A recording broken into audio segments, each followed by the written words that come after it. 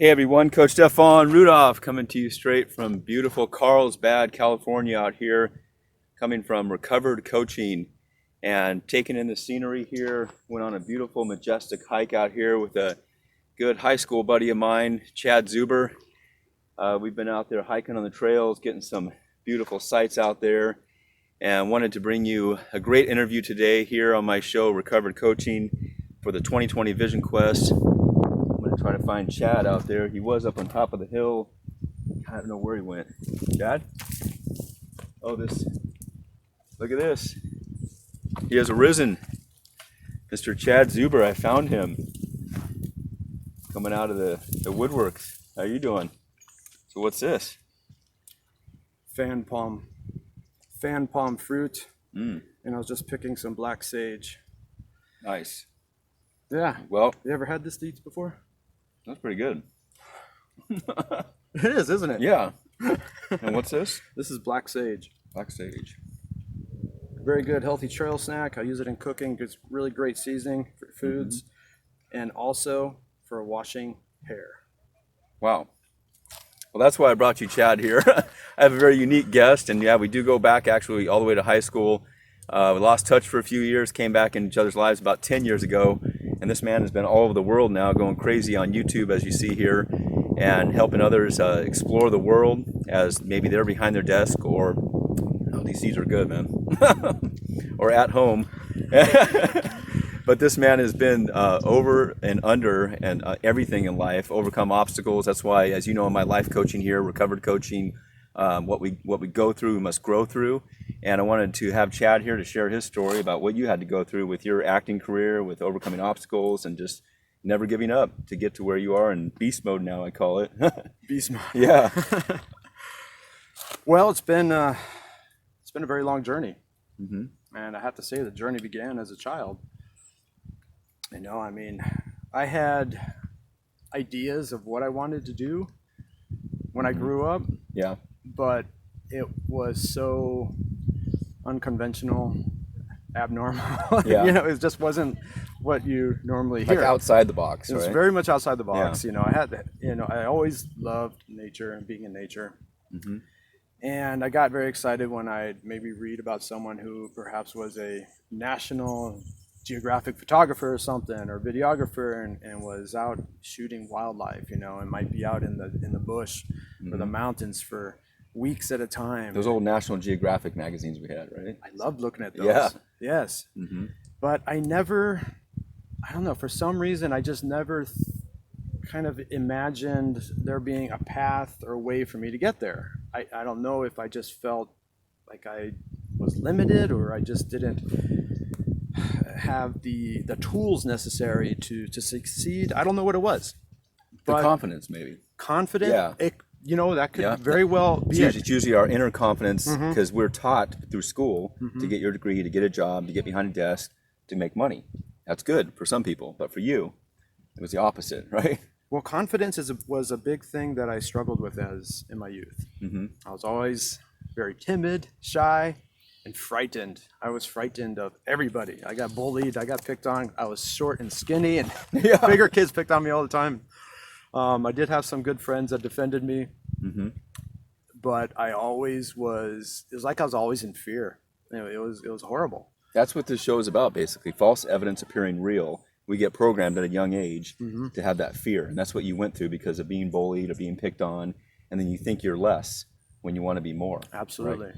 Absolutely. And I held on to those beliefs for a very long time through high school.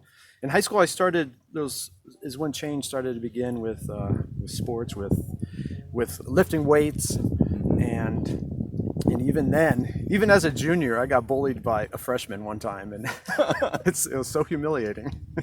Everybody remembers that. Remember, 30 years later, 25 years later, we're like, I got trash can back in the day. Oh, yeah. It was more like something happens every time that we never forget. And that can hold you back for the rest of your life. It makes an impact. So it comes up to this past 10 years. You wanted to be an actor too? That came at about after I graduated from high school. I guess I was probably about 18 years old, and for some reason I thought it would be cool to be in movies or make movies. And I actually married very early, very young, and was suddenly in a life with big financial responsibilities. You get out of high school and you're married and you have 2 kids, right? I got married when I was 20. Okay. I had 2 kids. First one was born when I was 21. So my focus was making money, going to job and stuff, but I always had a dream of what I really wanted to do. Yeah. And I would look for opportunities whenever possible to practice that. You know, when I got my first camera when I believe I was 19, a photo camera, 35 millimeter, and began taking pictures. I loved photography, and then a friend of mine that I worked with, he had one of these big VHS video cameras. Yeah. We put a whole I remember those. VHS cassette into it, and you The big- record. the shoulder ones. Exactly. Yeah. He acquired a used one really cheap, and he brought it to work one day, and we're like, oh, let's make movies. And so we started making the dumbest movies you've ever seen, and I still have them. But when I started doing that, I was like, wow, I love That doing sparked this. it, huh? I want to be a director, I want to make movies, Yeah. And that was just a dream for so long. I took an acting class, I took a film class, and to try to cultivate that. But I had absolutely no connections. I knew nobody in the industry, and I just felt totally lost. I had no direction where to go, and I took another acting class and eventually started doing a little bit of extra background work. Yeah. But I still was a very frightened child inside. Right. I was. We all have that. Afraid. It's called the inner child. It never grows up, actually. It's always a part of us that is there. That puts that fear. Fear will never go away. That's another thing. So it was a lot in your younger time. But now that you got older, you developed more into a man that conquered those fears, but they're always still there. That inner child's still there. They come up. Yeah, they come out at times. Yeah. They come to visit. Hello. You shouldn't do this. And that's almost a fuel to say, yes, I should. Absolutely. Yeah. But yeah, exactly. Little by little, I started pursuing a little bit of what I wanted to do. Had terrible marital problems. Ended up getting divorced, and that was a big turning point in my life. You were how old? I was young. I was 27. Oh, you're still young. Had 2 children. Yeah. Just got divorced, and I made some lifestyle changes. I actually decided to live out of my vehicle, sleep out of my vehicle, in order to save money, to be able to do more of the things that were important to me. It was like the first time feeling a little bit of freedom, and I started doing training a lot. I started doing Brazilian Jiu-Jitsu classes, and I started traveling. Yeah. And one of my first trips was one that was really life-changing. I went to Cancun. Okay. I didn't go, but I went with so little money. Yeah. That I had to sleep outside, on the beaches and stuff. That was your first experience then. Yes. Yeah. And it was an 11-day trip. It was so hard. It was brutally hard. There were nights I didn't sleep at all. I was exhausted. I was hungry because I didn't even have, I'd go to the store and buy a can of sardines and a bell pepper, for example, for dinner. Mm-hmm. And occasionally some cheap tacos. Just enough to get by. Just enough to survive. And I think that's kind of what we do in a way, because your passion, and we talked about this before the interview, was Chad has a passion. He said there's no other option. You want to be a producer. You want to work in films. You want to be an actor. You want all this deep down inside. And there was no other option. So you started on that path, maybe even without knowing it consciously, right? That you were going to do it, but you said there's no other way. I'm turning back, right? Eventually I got to the point where there was no other way. At this point I was, still focused, still wanted to make money and this and that. But I found that I really wanted to travel and stuff. Mm-hmm. And that experience was, that kind of led me to pursue a little bit of photography and I started thinking like an entrepreneur. Yeah. A lot more. I was like, what can I do to break free from my job? What can I do to break free and have this freedom to explore, to explore the world? And I just felt it so strong. And, a lot of things happened. I made some mistakes along the path, mm-hmm. which is most people do. You have to. You have to make those mistakes in order to grow. Yes, I believe that now. You know that. We were actually in a movie. He sent me down to Tijuana. He had me on a cast. He's bilingual. Chad's bilingual in Spanish and English. Maybe trilingual now. I don't know. Yeah. But he's also been an actor before.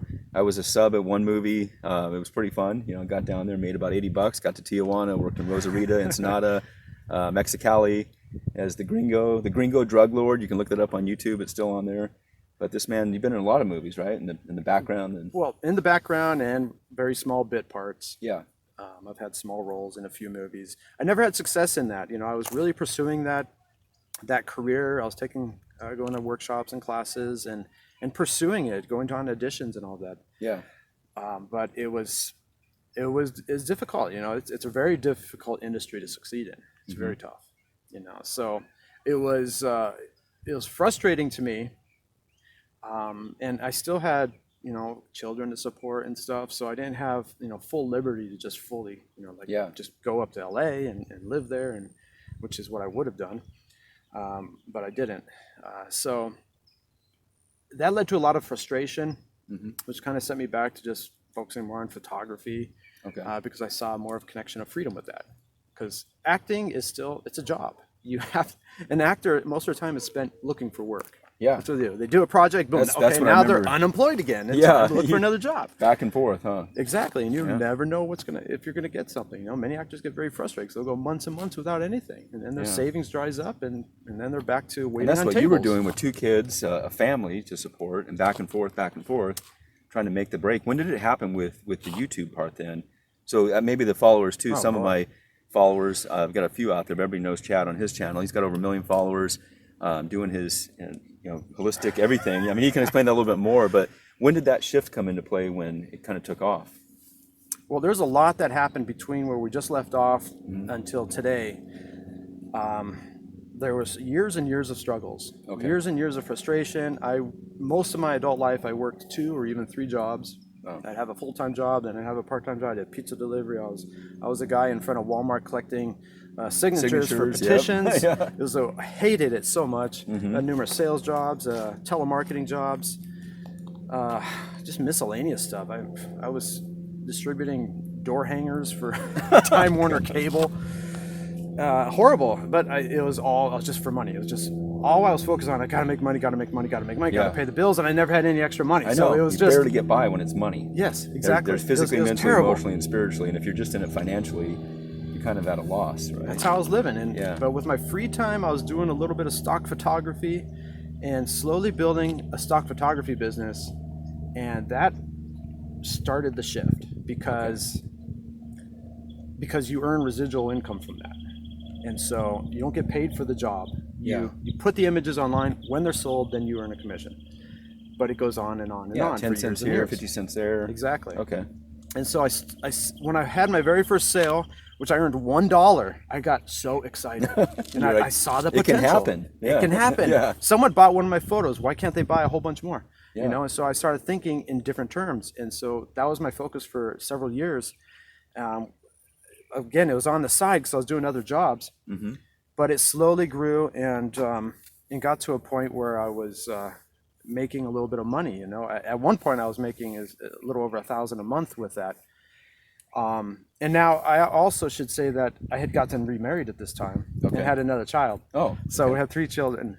Yeah. And so I still had these big financial kind of burdens or responsibilities. Responsibility, yeah. But something did happen which kind of changed things a little bit. Now my wife's from Mexico, and due to a family illness in her family, we moved back. We went to Mexico to live for a while, and so we put our stuff in storage, got rid of our apartment.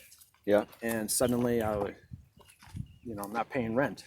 Suddenly I'm not paying, $1,350 a month for rent. Right.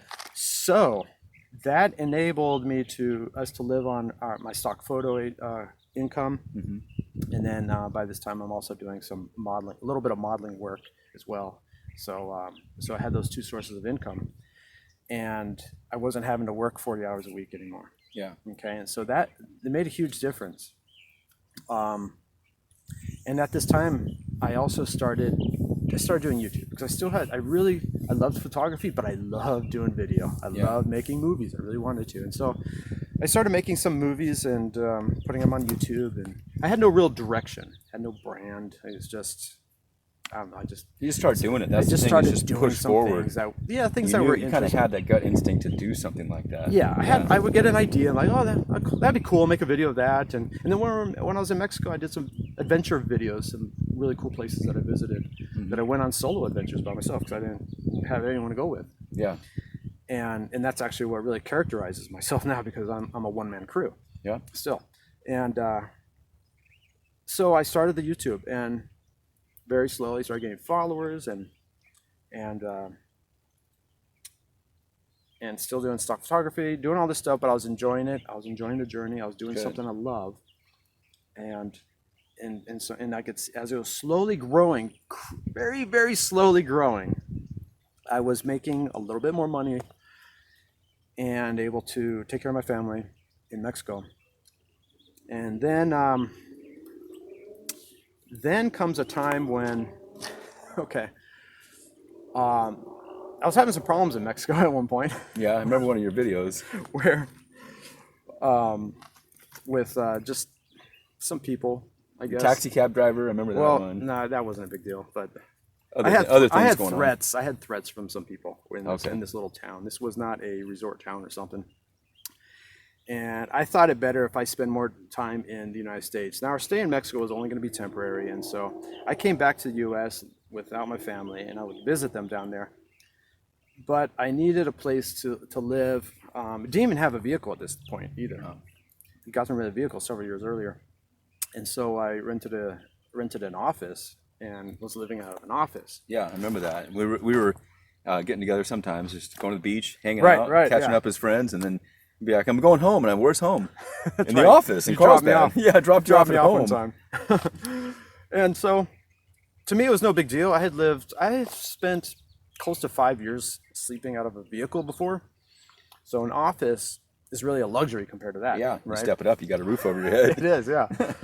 And the cool thing was, I mean, it was my studio. Mm-hmm. I used it as a studio, and so it was just all work focused. And so I spent my days editing, going out shooting videos, shooting photos. And what year was that about? Between? This started in 2015. Okay. 2015, I started renting an office, and I rented it for a total of 3 years. And You were a good paying tenant. You had nowhere to go. right. You paid your office. And then during the last year that I was at the office, my family had come back, and I wasn't making enough money to get an apartment. Yeah, for the whole family. The rent had gone up in the past 5 years, Right. like $500 a month, and so I started driving for Lyft, Okay. which is like Uber, same thing. And I did that in order to close the financial gap, to earn enough money to get an apartment. And so for a year, I was working and saving money and this and that, doing that, and that presented more problems. It presented. I was working long hours, up to usually 50 to 60 hours a week, sometimes as much as 70, driving Yeah. a vehicle, sitting in a vehicle, which led to a lot of physical problems, particularly back issues, hip issues, all kinds. Yeah, you're in the same physical position all problems. day. Yes, And then mentally and emotionally, you're out here now doing your shoots everywhere in the world, outdoors. That's your passion. Indoors Right. in a car all day. confined. That'll get you crazy. Like a Mentally and slave. emotionally, not happy. It was difficult, but mostly the physical aspect of it was the most difficult, Yeah. because it really hurt my body. Okay. And it's something I'm even to this day still recovering from. I did it for a little over a year. So that's just a point, because I've read before that sitting is the new smoking, Yeah. You've heard that? Well, sitting they're is showing people awful. like this, like caveman style, going back to the caveman days. So we're sitting and we're on our phones all day like this. Right. And we're doing this and we're Yes. always like this. And people are Yes. having such bad back problems now. So that's what you were in the middle of, huh? Yeah, it was terrible. And I was just like, I need the flexibility for my other work that I'm doing. So I pushed through and just kept doing it. And actually, I was even doing other things. I was doing furniture moving, Yeah. and which was bad because my body would be cold. That's extreme. driving. From one extreme to the other. Exactly. Yeah. Because sometimes it was hundreds of pounds you're lifting. Yeah. And I tore a bicep.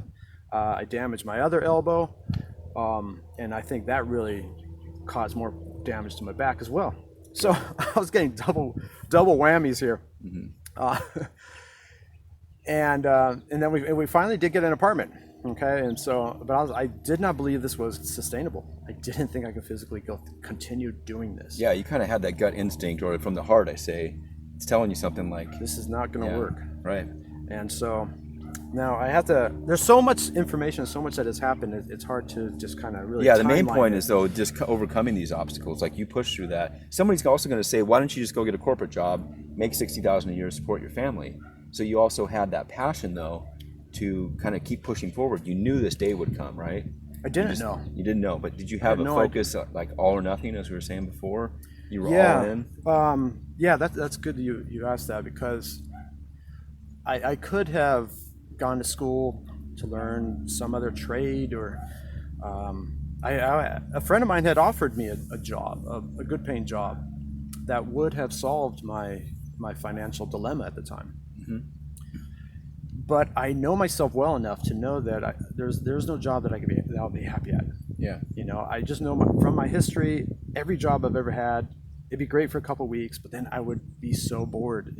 Well, we worked one day together about 7 years ago with Eric. Oh, right. Yeah. We got a friend, and we worked. And I was doing some work. It was stockroom work, and Eric will probably see this, but you know, you were there 1 day, 2 days, and after that, you can only do that so much, and you start getting tired of it. That's not you, right? That's not where your passion is. It's going to make some money, and it's going to help, but you can't see yourself doing that your whole life, right? Absolutely. And I spent my whole life doing things that I didn't want to do or didn't like. Mm-hmm.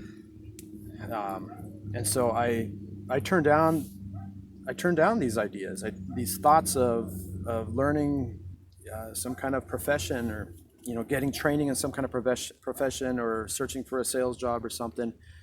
I turned down all those ideas because I just felt like my life would just still be it would just be so meaningless, Even if I had money, some extra money, what I thought about money, or my respect for money, had really changed by now. Okay. Through whatever I'd gone through. And I mean, going backtrack a little bit to like the recession.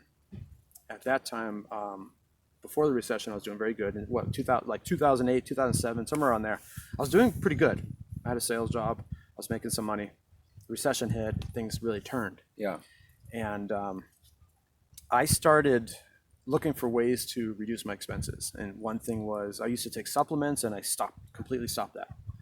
And so that was worth $100 a month. And then I was like, vegetables are pretty expensive. So I started learning about wild edible plants that grow here. That's where actually, there's a ton of food out here. I would never see this. He walks up, and you just pick these right here, right? Yeah, it's. And I trust you, so I ate them. I don't know what they are, but they're good. And you just look out here. When we look out here, I say we, as a normal person in society or working the corporate world, would say there's a good hiking trail. They don't see that. They see bushes, and they see, that's it, hiking trails. Exactly. You're seeing food and survival. Exactly. And so I started, because I liked running and getting exercise, and so I started combining runs in the hills with collecting food. I bring a bag with me, and I would collect plants, and I would eat those. And so I was saving some money by doing that. And what that taught me, I started learning about a reliance on nature, and breaking away from a reliance on money and looking to nature for my sustenance. Okay. You see, for my survival. Because all my life, grid, it's called, right? Well, it's however you want to call it, but I mean, that's how man lived for thousands and thousands and thousands of years. Yeah. It's only in recent history that you need money to survive. It's all money now. You need paper to buy food. You need this piece of paper that has numbers on it Yeah. for your food, for a place to live, for your clothing, everything. And so that's where it began this journey to learn about like putting money aside and learning to survive, like self-reliance, I guess, off of the land, off of nature. And so a lot of my travels have been about that. When I would travel for work, I did do some modeling that I was out of town, and that gave me a lot of traveling opportunities. And I would take my camera, and I would go off, and I would just look for things to take photographs of, and I was adding this to my stock photo library, and it was slowly growing, and so I was But the other thing I would do is, because these jobs we didn't have accommodations paid for, or airfare paid for, and so I would know how much money I'm going to get paid for the job, and then it'd be up to me to get there and to get through the job and then get back home. And so I would look for the most economical means of travel and the most economical means of staying somewhere. Yeah. And so many times I slept outside, I slept in airports. You did I what say you had to sleep, do. I should say stayed, because many times I didn't sleep. Yeah. And so You did what you had to do. Huh? yeah, I would look at like, okay, the cheapest hotel is $60. If I just endure through the night, I'll be uncomfortable or whatever. But it's like, I looked at it as someone paying me $60 to get through the night. Yeah. You know, whether it's in a park, under an oak tree, by the Potomac River, Something. did things like somewhere to save money. yeah. Now, of course, I didn't do that in the dead of winter, but when the weather was fair, then I could do that. Yeah. And so that was a lot of my training. And what I started learning is, if you can get past your comfort levels, because that is being very uncomfortable. It's very uncomfortable to sleep outdoors and then go to work. And people don't get that. Joe Rogan, big fan of his. He talks about that, going beyond your comfort zone, whether it's pushing from 10 sets to 15 to 20 sets in the gym, from getting cold, taking those cold showers we hear about, just getting out of your comfort zone, right? Exactly. Yeah. Break through that. The comfort zone is so limiting. It limits you so much. And so this is how I was able to find a way to challenge my comfort zone and get immediate financial results from it. Okay. And so I was able to maximize my profits from these jobs that I was doing. And so that was a lot of my training. And so I started thinking differently because of this. Yeah, thinking outside the box for survival. And that's what your show's about now, huh? Absolutely. Yeah. When I was in Alaska, I worked for 6 weeks. We worked 16-hour days. Okay. With 0 days off. It was just every single day, 16-hour work shift.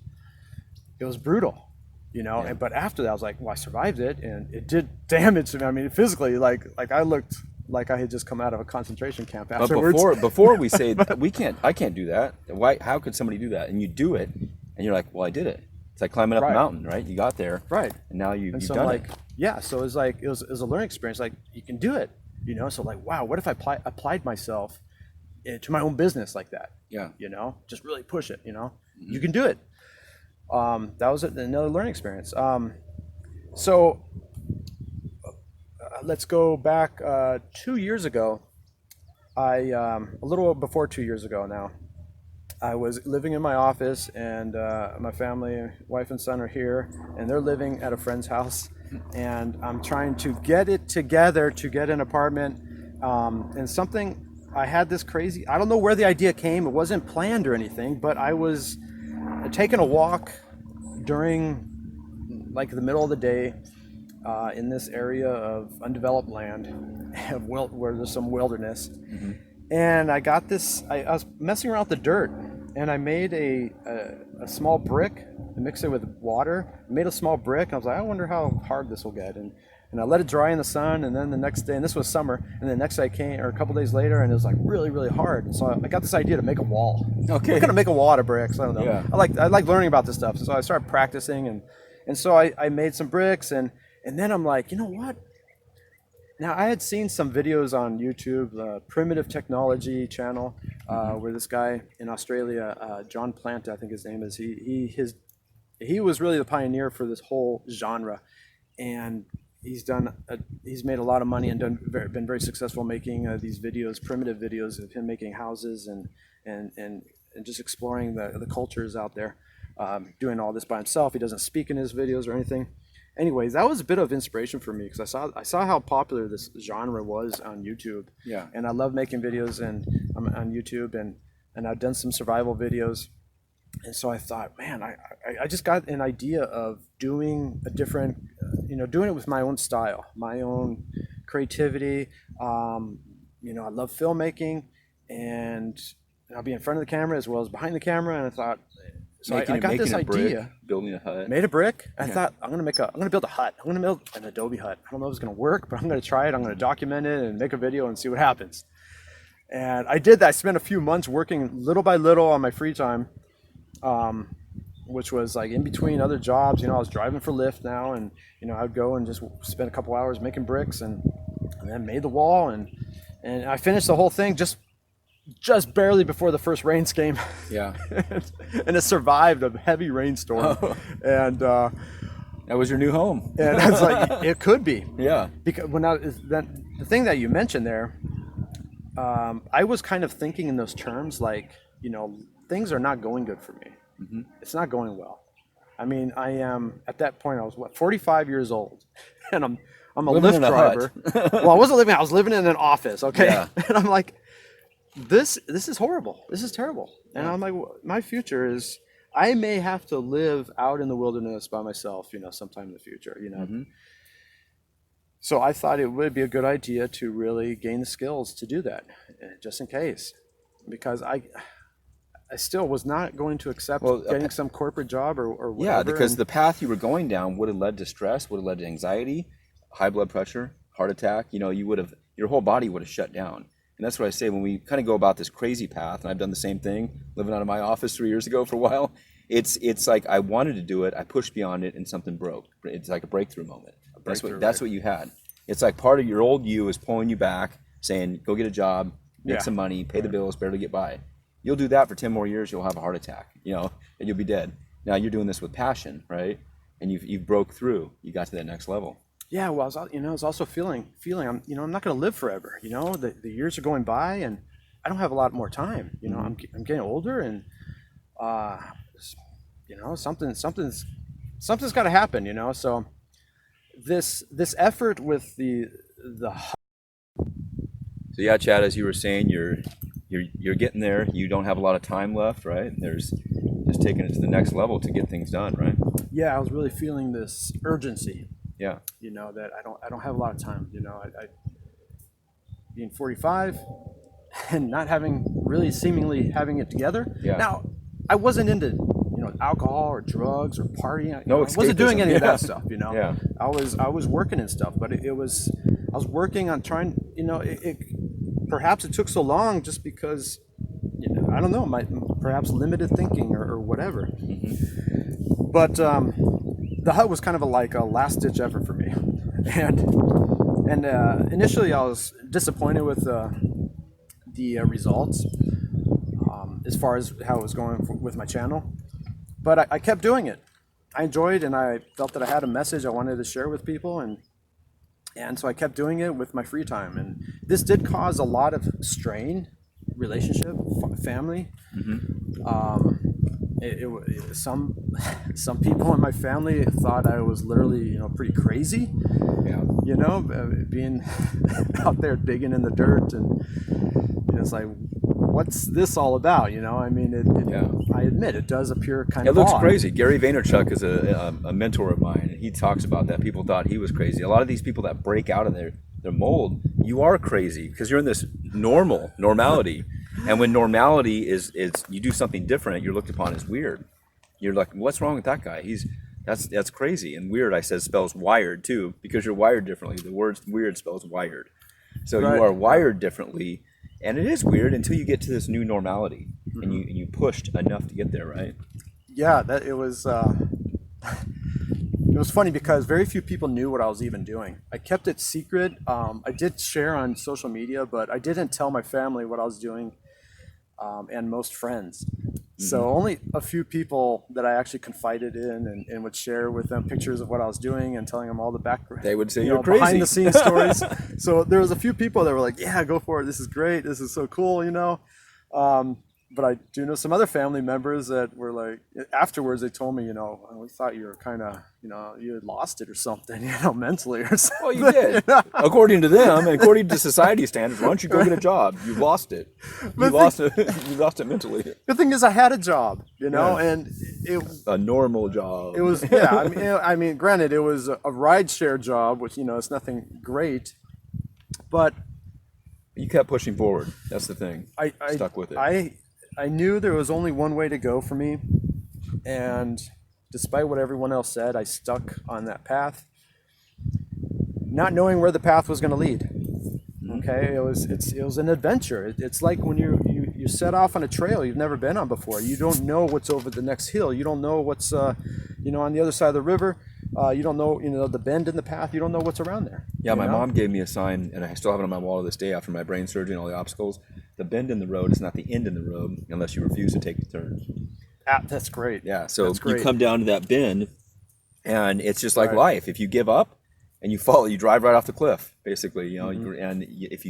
But the bend in the road is not the end in the road unless you refuse to take the turn.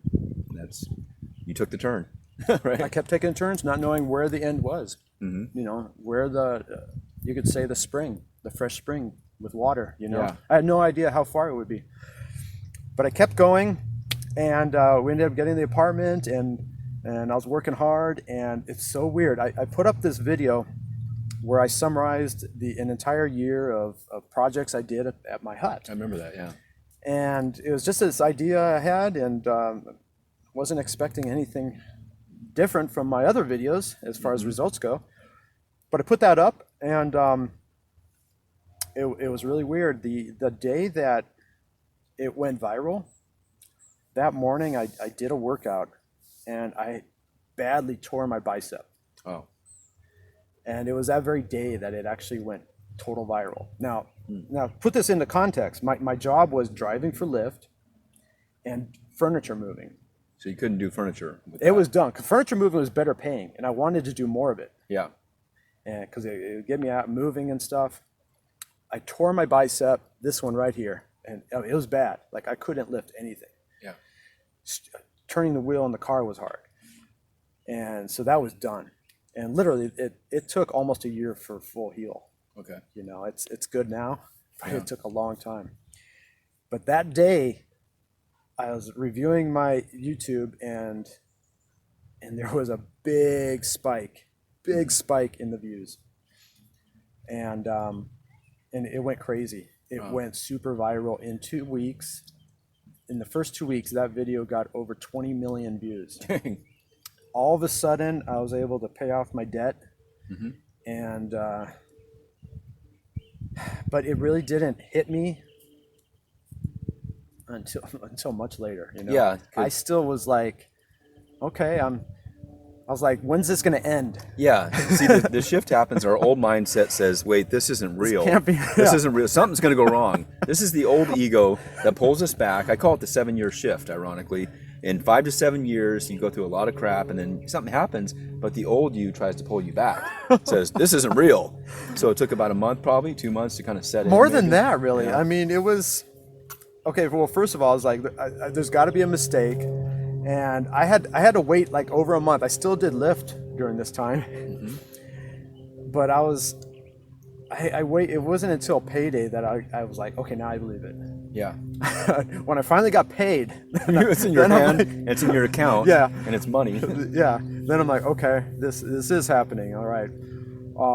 But it still didn't change very much in me, No, honestly, I haven't seen any change. I mean, you're wearing a Tarzan outfit, I call it, but and that's part of his story, by the way. Maybe some viewers don't know what this is, but Right. they're going to see his channel. You check out his channel, and that's why it's the survival channel, basically. Building It is things. survival.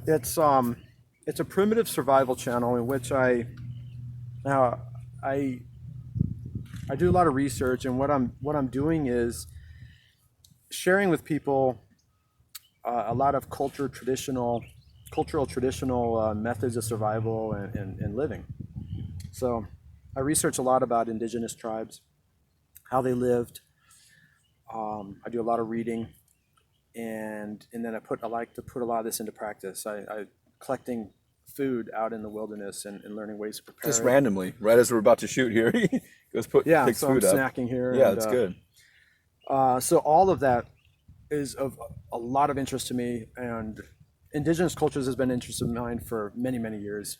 I actually right after high school, I did like 2 years of college, and I did take a class on Native American studies. Okay. And so I mean, I had the interest way back then, Yeah. So my channel is very much about that. And I used to wear shorts. Okay. I used to wear shorts, but my channel is about living without modern tools or modern elements. And so you can see here, this is my loincloth. Yeah. Got the loincloth. The shorts got destroyed. I wore them for how long was it? I'm trying to remember how long they lasted, like a year and a half. They were ripping, and I was sewing them back together with cordage, with string that I made. Yeah. But finally, they were just so disintegrated, I couldn't use them anymore. So I acquired some deer skin, and I made a loincloth, and this is what I'm wearing. That's when why I we go came out to here. the primitive mountain areas, because that wouldn't go too well around in the city. But what I'm learning through this whole journey is really a lot about self-reliance and learning about living off the land, and there's a certain, like we mentioned earlier, just the lack of self-confidence that I had in myself. This whole journey has given me immense self-confidence, not because of the success on YouTube, but just because of the skills that I'm learning. Because I always had this fear of not having enough money, to pay my bills, to buy food, and this and that. Now I've learned that in a dire situation, I don't need the money to do that stuff. Yeah. I can build a shelter. I can acquire food. True. So it's taken away that element of fear. Yeah. It's it's like, what do I have to lose? I mean, It's- things could go terribly bad, but it's not going to kill me. I'm going to survive. It's something that snaps, I think, in all of us that survive beyond that. Some people don't. They end up homeless. They end up dead, literally. Mm-hmm. And I went from having $1 million home in Anaheim in 2005 to living in an RV 4 years later.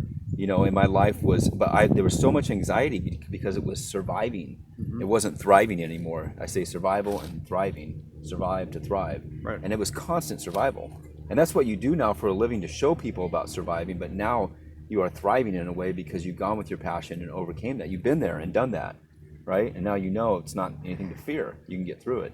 Absolutely. I think that's the false evidence appearing real, is the fear that we have. What's going to happen if? And then when you go through that if, and you make it out, you're here. Right. Exactly. Yeah. You just have to Inspiring keep going. others No too, right? quitting. Yeah. So anything else on the last videos? Like this past 6 months has been tremendous, right? All their videos have you got a million, 1.3 now. The anniversary of when I uploaded that video was January 16th, which is tomorrow. Oh, tomorrow will be the anniversary. See?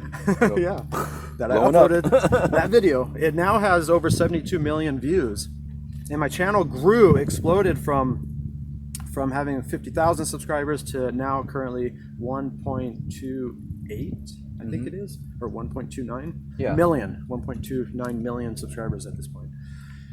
So it's been a tremendous journey. And another one of the rewards that really surprised me is some of the comments that I get. Yeah. A number of people have written to me thanking me.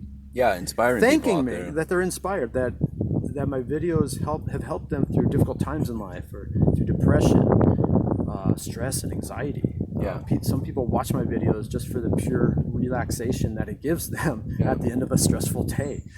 I never really saw it that way, but nonetheless, that's what's happening. Yeah, that's good. It's kind of interesting. It's kind of like people watch sports. I would go to the bars, I would drink, I'd watch sports. That was my relaxation. Some people want to stay healthy. They watch you building huts, doing whatever you're traveling, and that's the thing. I watch your channel, I like it, but I'm like, well, that's not really. I'm not going to be surviving like that anytime soon. But it's fun. It's fun to watch it because you have such. It's something so different that people get hooked on it, and they want to see how this is going to be, or what if. Those survival shows now. Every show that we have. So it's good timing that you grew into this. And that's why I like to have Chad on the show here. Just the 2020 Vision Quest is what I call it. Seeing more clearly in life. And I've been doing this for 4 years, and I called it 2020 back then because I thought of the vision that we have, a clearer vision of life. Now it's 2020. And the irony of that, tomorrow is your 1 year anniversary for the video. Everything, we'll have it posted here soon.